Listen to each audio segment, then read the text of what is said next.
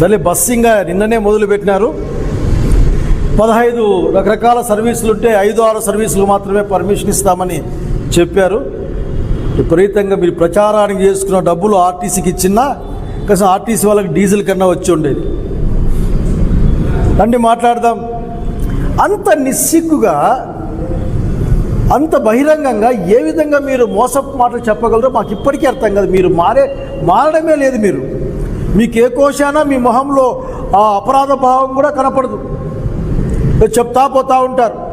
ప్రజల ఆరోగ్యాన్ని కాపాడుకోవడం కోసం మద్యం పాలసీ మేము తెచ్చినాం, నాణ్యమైన మద్యాన్ని మేము ఇస్తున్నామని చెప్పడానికి మీకెట్లా ఉందో కానీ వినడానికి మాలాంటి వాళ్ళకి చాలా ఇబ్బందిగా ఉంది.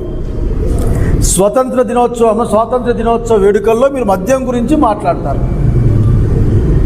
నాణ్యమైన మద్యాన్ని ఇస్తామని మాట్లాడతారు. మీ నాణ్యమైన మద్యం బెల్ట్ షాపుల రూపేణా అన్ని ఊర్లలో వాడల్లో ఉంది. మీ వాళ్ళ ప్రమేయంతో 20 రూపాయలు, 30 రూపాయలు, 40 రూపాయలు ఎక్స్ట్రా డబ్బులతో అమ్మబడతా ఉంది.